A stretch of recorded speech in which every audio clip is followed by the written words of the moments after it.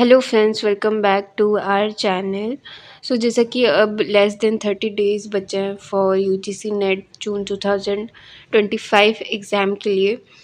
आपकी प्रिपरेशन के साथ साथ आपको पीवाईक्यूज़ एंड एमसीक्यूज़ भी सॉल्व करने चाहिए, जिससे कि आपको एक आइडिया होगा कि एग्ज़ाम्स में कैसे क्वेश्चंस आते हैं।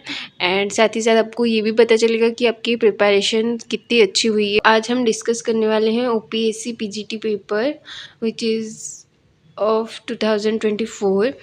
इसमें बहुत सारे अच्छे अच्छे क्वेश्चंस हैं about Indian thinkers, tribes and बहुत सारे रिकॉर्ड्स हैं, बहुत सारे ऐसा जीके क्वेश्चंस हैं जो कि एग्जाम्स पर्सपेक्टिव से बहुत ही इम्पोर्टेंट है। Let's get start the video. First is who wrote the book Homo हायरार्किकस।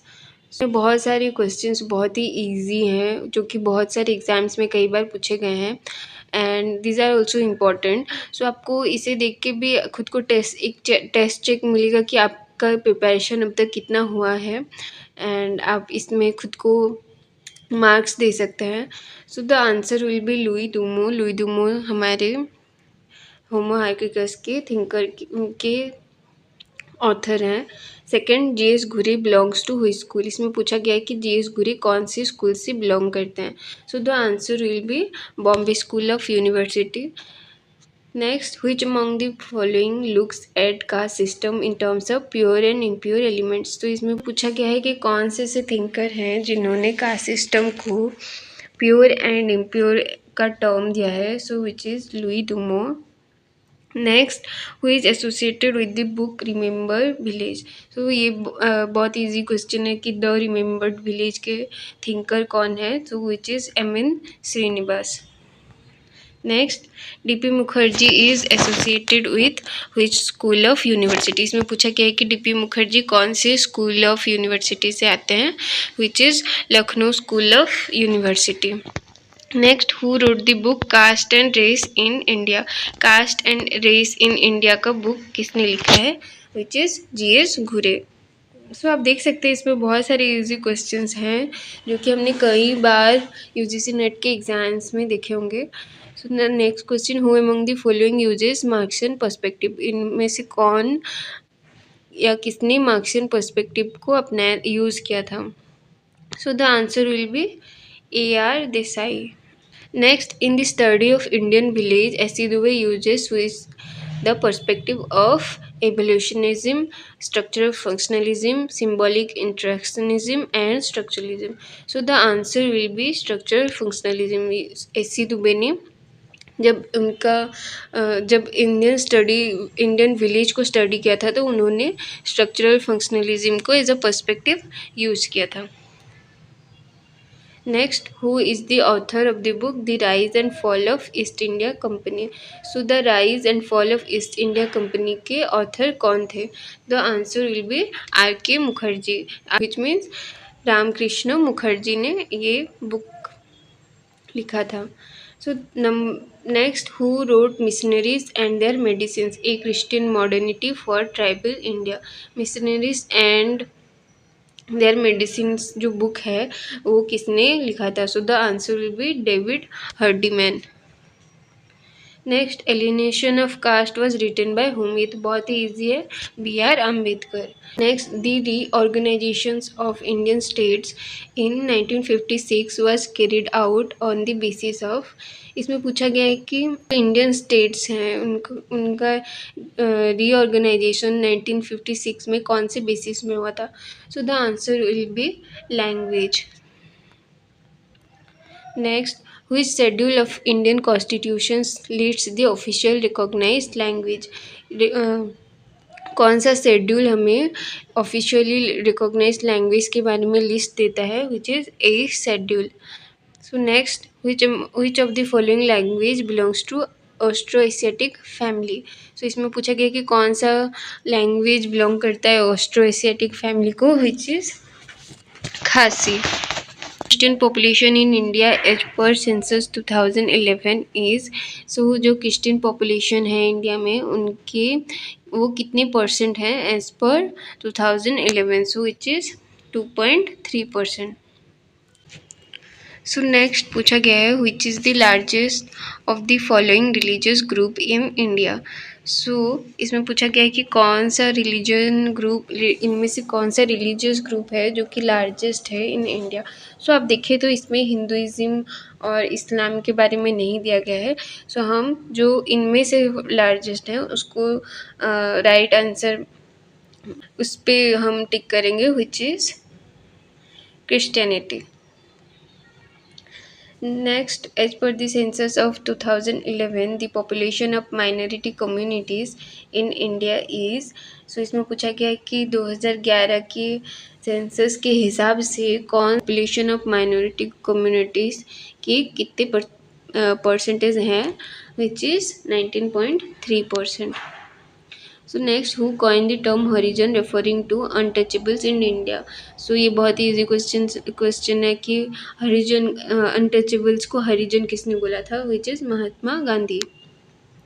Next, who wrote the book the Andaman Icelanders.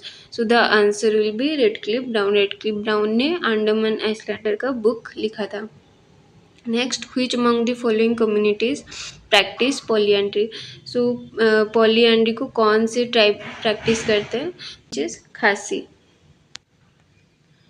Next, the Onge tribe is found in, जो ट्राइब है ओंगी वो कहाँ पे पाए जाते हैं, the answer will be Andaman Iceland.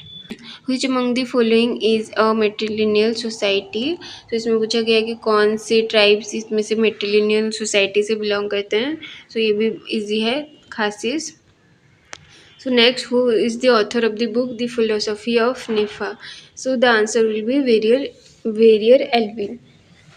ये UGC NET के 2024 एग्जाम में भी आया था ये question.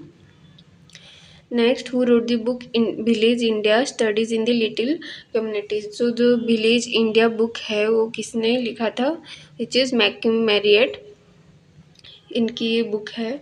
Number 25, the basis element of ethnicity is dash. So the ethnicity का एक बेसिक एलिमेंट क्या है, इसमें ये पूछा गया है। So the answer will be said cultural heritage.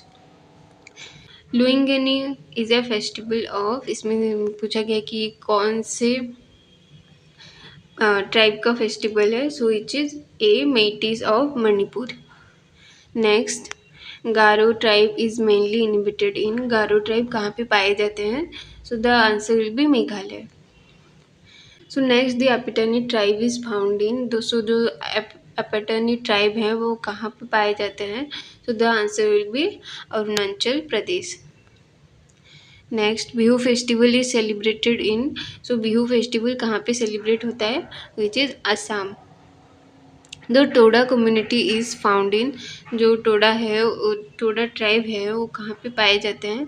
So the answer will be Nilgiri hills.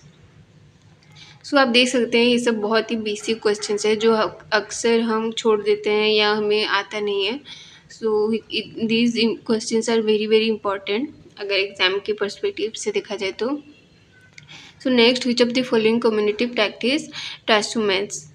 सो ये कौन से ट्राइब प्रैक्टिस करते हैं। So the answer will be Gaddi. 32, India is a dash homogeneous society, rural society, plural society and urban society. So हम India को rural और urban both देख सकते हैं, तो इसे तो हम नहीं बोल सकते। So the answer will be homogeneous society. Next, who among the following introduce the concept of Sanskritisation. So Sanskritisation का कॉन्सेप्ट किसने दिया था, very easy, M Srinivas. which of the following articles of Indian Constitution provides for specification of scheduled tribe। कौन सा article provide ST जो schedule tribe होते हैं उनके लिए कॉन्स्टिट्यूट प्रोवाइड करता है। So the answer will B 342। So next, which of the following articles of Indian Constitution provides for specification of scheduled caste। So ऊपर हमें scheduled tribe के बारे में पूछा गया था और यहाँ पे scheduled caste के बारे में पूछा गया है कि scheduled caste कौन सा ऐसा आर्टिकल है जो scheduled caste को एक स्पेसिफिकेशन प्रोवाइड करता है। So the answer will be article 341। So next, revolution to increase oilseed production is called. So oilseed production का जो रिवोल्यूशन आया था उसको क्या कहते हैं, which is yellow revolution. Honey भी, जो हनी का रिवोल्यूशन आया था उसे गोल्डन रिवोल्यूशन भी बोला जाता है। Next, who among the following is generally known as the father of green revolution in India. So in India में जो ग्रीन रिवोल्यूशन हुआ था उसकी फादर किसे मानते हैं? So the answer will be M S Swaminathan. So next, who wrote Rural Sociology in India, which is very easy. So the answer will be A.R. Desai. Next, patron and client relationship is true for who among the following is generally called the father of green revolution in India. सो इसमें pattern और client के relationship को कौन सा system माना जाता है ये पूछा गया है, विच इज़ जजमानी सिस्टम। हम जजमानी सिस्टम में एक जजमान होता है एंड कामीन्स होते हैं जिनको हम पैट्रन और क्लाइंट्स के टर्म्स में जानते हैं। So next, rural economy is mainly based on, जो रूरल सोसाइटी का इकोनॉमी होता है वो किस पे बेस्ड होता है? So answer will B agriculture. Next, who wrote peasant movement in India, which is in 1922-1950? Peasant movement in India किसने लिखा था? The answer will be D.N. धनागरे। A.R. Desai ने peasant struggle के बारे में बोला था। Next, national integration council was establish. हम जो नेशनल इंटीग्रेशन काउंसिल है वो कब एस्टेब्लिश हुआ था? Which is 1961। Next, who heads the national integration council? So national integration council के हेड कौन थे? So the answer will be prime minister. How many schedule language are there in India? So India में कितने schedule language हैं? Which is 22।